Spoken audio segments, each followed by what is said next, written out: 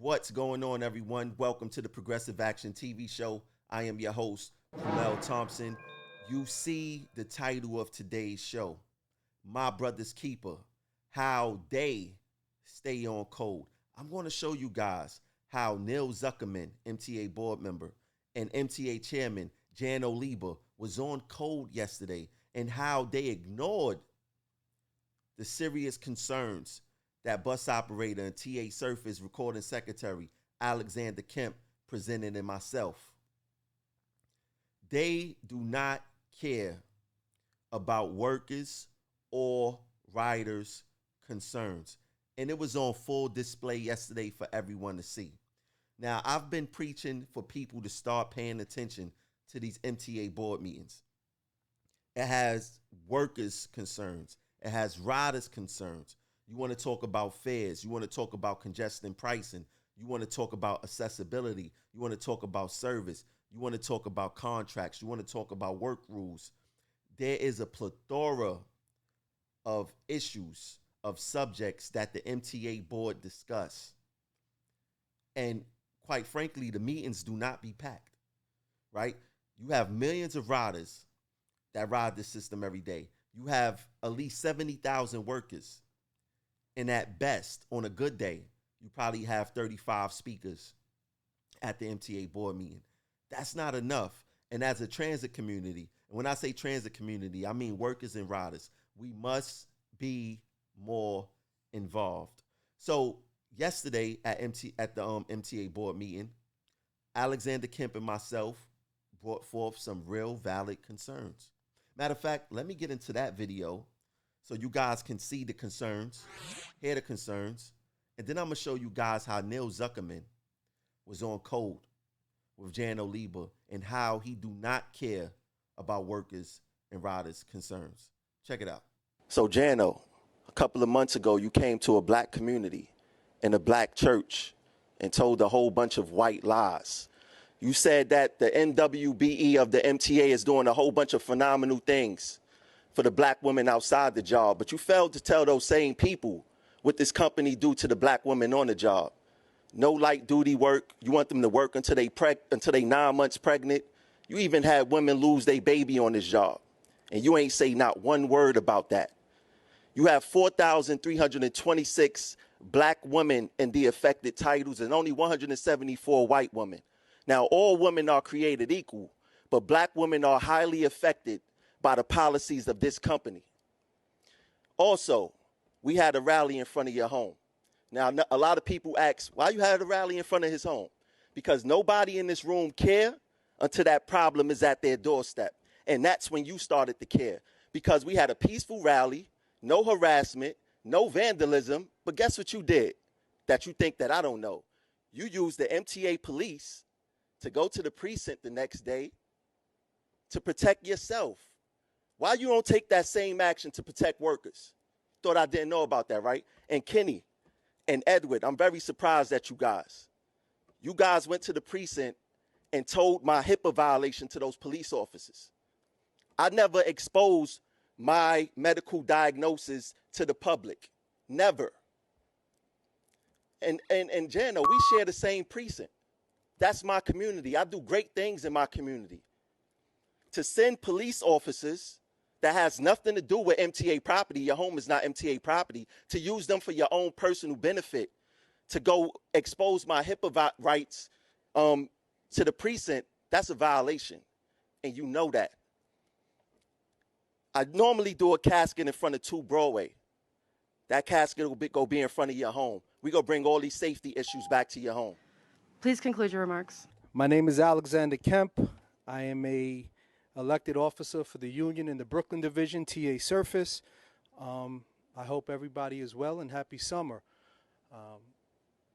We have a mantra in our division that speaks to how we are treated and how we're respected. That mantra is essential means expendable. A few weeks ago, there was a bus operator who was stabbed and slashed across his eye. That bus operator is out of East New York Bus Depot. There is no sense of urgency to catch this person's assailant or assailants. There has been no information, no updates, and no rally from this board or from anybody at 2 Broadway to address the seriousness of how catastrophic, that it could have been. We also had another bus operator who exited his bus and had 3 people jump out of a car, pull a gun on him, and rob him in the middle of the day with no sense of urgency, which highlights our mantra that essential ultimately means expendable. The reality is that Mr. Lieber, a few weeks ago, maybe a month ago, did a press conference across the street by the escalator and highlighted that he was in the bus buying business. There are electric buses being provided to the system, but none of these buses have been commenced to have full enclosures. This has been a conversation for over a decade, but yet assaults and violent attacks on bus operators continue. Yet there is no sense of urgency from here to expedite the process and put us in full enclosures. I hope that the mantra of essential being expendable no longer has to be part of our reality and becomes one of yours. I want to donate the last bit of my time to Tramell Thompson. Jano, we need to fix the underutilized employees in this MTA. Please conclude your Blacks, remarks. females, and women. Now, I want to say this. My brother Alexander Kemp did a phenomenal job with his speech. Phenomenal. He highlighted the issues perfectly, precise, and on point. We laid out some valid concerns and valid issues. For some reason, MTA board member Neil Zuckerman ignored those reasons. And I want to show you guys what Neil Zuckerman's concern was and how he stayed on code. Let's get to it. Specials. Anybody? Mr. Zuckerman.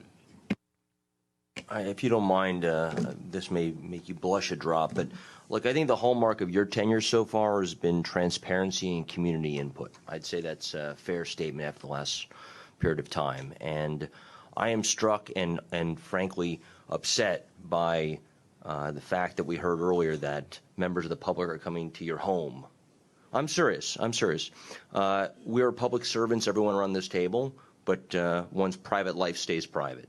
And I just want to say that I'm sorry that happened to you, and I hope members of the public will realize that that's crossing a line that just shouldn't be crossed. So for your own safety and, frankly, for your own family's comfort, I just want to make that statement. So thank you for what you're doing, but there is a line, and it was crossed from what I understand. So thank you, Jano. It was not me, but my neighbors you should probably talk to. So he's struck and frankly upset that people was coming to Jan Oliba home. He mentioned that we are public servants and one's private life stays private. And we crossing a line that should not be crossed. And then he tried to put the icing on the cake, telling Jano, for your own safety and frankly for your own family comfort, tried to bring that up there like he's at danger or something like that. Now, I'm going to tell you this. Why? Why did he ignore our concerns and just highlighted that one thing about going to Jan Oliba house? He said he was frankly struck and upset that people was coming to Jan Oliba house. So, Neil Zuckerman, let me ask you a question. You're not upset that women are losing their babies on this job because there's no light duty work? You're not upset about that? You're not upset that workers are being stabbed, slashed, and robbed? You're not thinking about how those things affect our homes, right? But out of everything that was said by Kemp and myself, the only thing you got out of it was we was crossing the line by going to Jan Oliba home. And this is what I have to explain to the people. They do not care if we work in dangerous environments or not. They don't care if women are losing their babies on this job. They don't care if women have reasonable accommodation or light duty work. They don't care if workers are getting murdered on the job. He didn't even care that Jan Oliba used his title use his influence in the company to get the MTA police officers who do not have jurisdiction over Jan Oliba's home or his private life. Neil, you did say that he has a private life, right? So why is MTA officers handling Jan Oliba's private life? I think you just opened up a can of worms. I wonder how the public would feel if they find out that Jan Oliba was using MTA resources for his own personal use. You know, they did that. They said that about the mayor when the mayor was using NYPD to help his daughter move. And now they got Melissa Katz, the DA in Queens, said she was using her security as like Uber or Lyft or something like that, as a car service.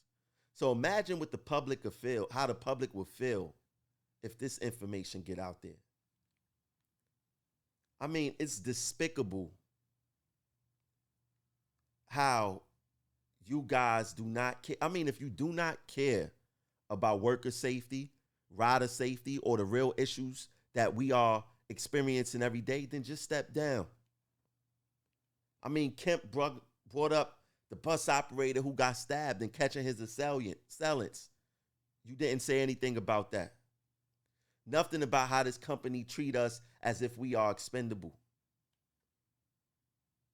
There's absolutely no rally, like Alexander Kemp said, from you guys regarding any of our concerns. Nothing about the diversity committee saying females, blacks, and Hispanics are lacking in leadership positions in this company. And just in case if you ain't see it, here it go right here. Officials and administrators, underutilized categories, females, blacks, and Hispanics. And that's just a nice way. Underutilized is just a nice way to say that we have a race and gender problem in the MTA. It's just a nice way of saying it. Now, I'm going to say this. Not everybody on that MTA board appears to be as sick as Neil Zuckerman and Jan Oliba. I want to highlight something MTA board member David Mack said that's very important and we must pay attention to. So let me get into his video real quick. Can we make a comment regarding all of these people that spoke? I'm usually going to make remarks, but go ahead, please. Okay. I've been a long-standing member of the board, and we hear all these people over and over every month. I request, Mr. Chairman, that we be updated on the corrections and what you have done to try and help these individuals. Thank you. Now, that sounds like accountability to me. That sounds like an MTA board member who wants to hold Jan Oliba accountable for not handling the business of the MTA. I will be tired, too, of hearing the same concerns over and over and over and over again. But it's obvious that Jan Oliba don't care. But it's great to see that David Mack is holding Jan Oliba accountable for his inactions on the MTA board. See, a lot of people say, do going to the MTA board work? Yes, it does, because some people actually care. And some people just don't want to be connected to anything negative that's happening on the MTA board. And it seems as if David Mack has an issue with Jan Oliba not doing his job. And ironically, you don't hear anything from the union.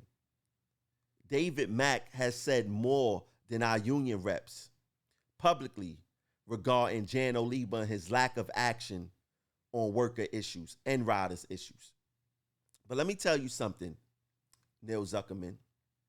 We're going back to his home. So you could be upset. You could be struck. You could do a couple of backflips against the wall. Like my mother say, you could put it in your pipe and smoke it. We going back to his home. And I'm going to tell you this. Jan Oliba neighbors, this is what they tell me. They say he's a nice guy and I should talk to him. But then they tell me, you know, Jano's saying that you guys are disgruntled, you guys are angry for no reason. I want to discuss that for a brief second. Tim Minton used that same language to describe a serious concern that I had before. I'm disgruntled. And he said that on national television.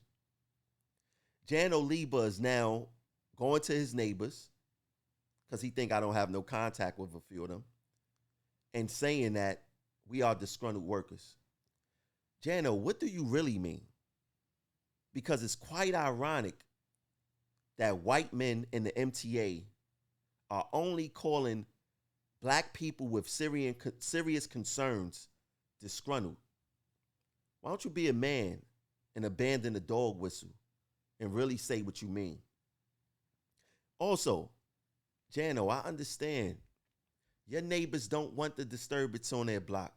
They don't want a whole bunch of people on their block making noise protesting.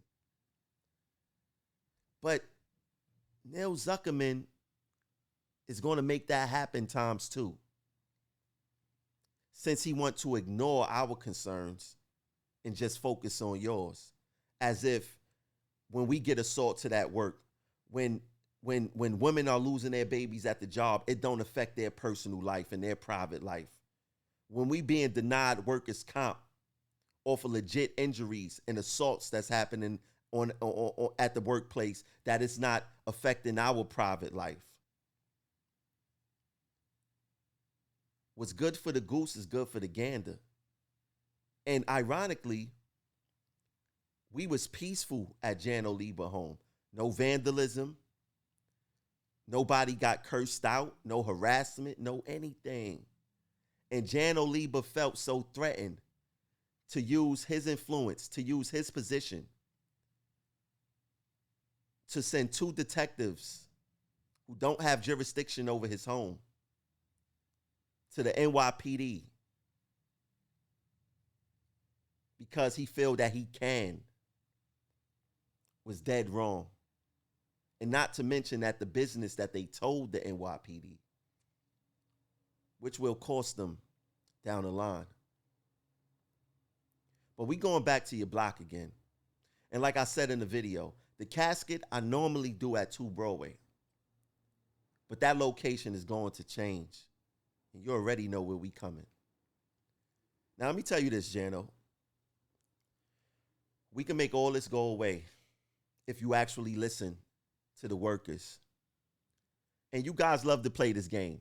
You know, Tramel, you're not elected. We can't really listen to you. We got to talk to you. Tano, you know, when you get elected, they play that game. All right, that's cool. Fine by me. I'm going to tell you this, Jano. None of those elected officials in this union could call me and tell me anything. They can't tell me to stop. They definitely can't tell me don't organize. It would be political suicide for them. They not that stupid. They are not that stupid. Specifically speaking against a manager. So you have to deal with us. And also, just to be clear, the days of saying your reps didn't fight for you as a passive-aggressive attempt to ignore our serious concerns are over. We don't care what they're fighting for. We bring in our concerns to you, and we expect you to handle them. We're not trying to negotiate anything, so you don't even need the union. These are things that you can fix yourself at the drop of a dime. Now, I'm going to tell you this. The best thing you could do as chairman, tuck your ego away. Listen to our concerns and create tangible change. We're not asking for anything that you wouldn't want your family not to have. We're asking for legit things that you can change. You can change the workers' compensation thing tomorrow if you want. But we know why you don't want to, because you look at us as disgruntled employees. But it explains a lot. It explains a whole bunch. And I'm going to put this back on the screen again. You see that top officials and administrators, underutilized areas, females, blacks, and Hispanics?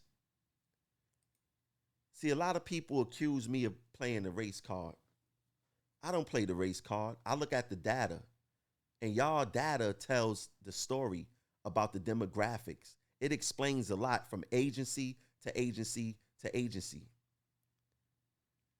Why is the MTA hierarchy hell-bent against New York City Transit?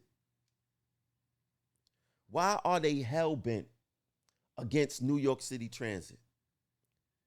You don't need to answer that. We already know, Jano.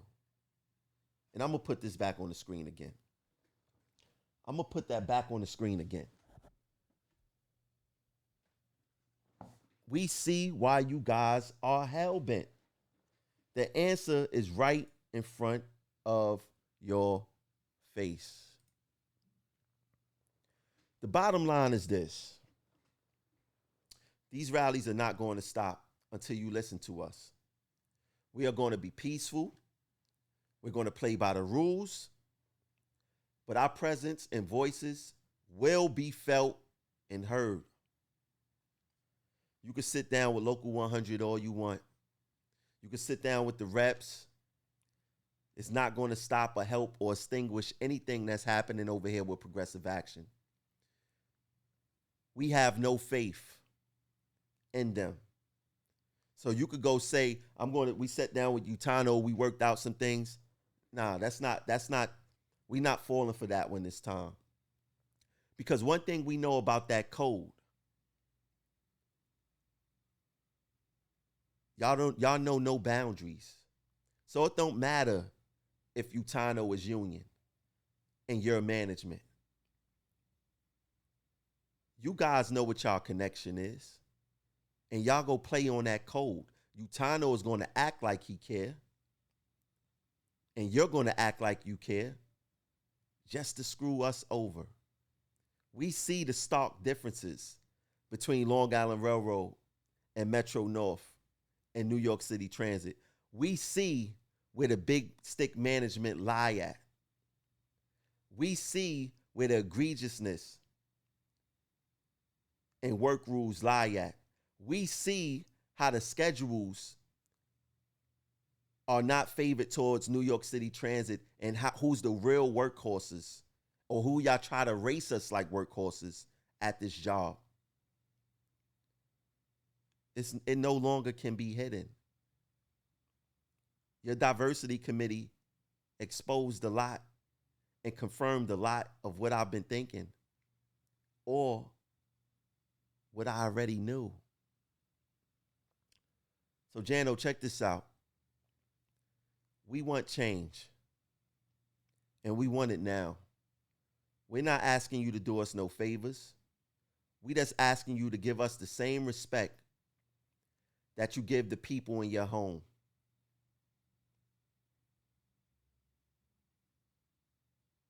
That's all we want. And if we can't get that, the rallies are going to continue. The protests are going to continue. They're going to get bigger. They're going to get larger. Your neighbors are going to be angrier. Because I get it. They don't want this stuff on their block. And once they see you as being the problem because of your disgruntled employees, they're going to look at you as the problem and want you off that block. So Neil Zuckerman, the issues that we presented at the MTA board affect our families too. And if you can't see that, I don't know what to tell you. But Jan Oliba will be hearing our voices and feeling our presence in the very near future. We just want our voices to be heard, and we want things fixed. And if they can't be fixed, we will act. Bottom line.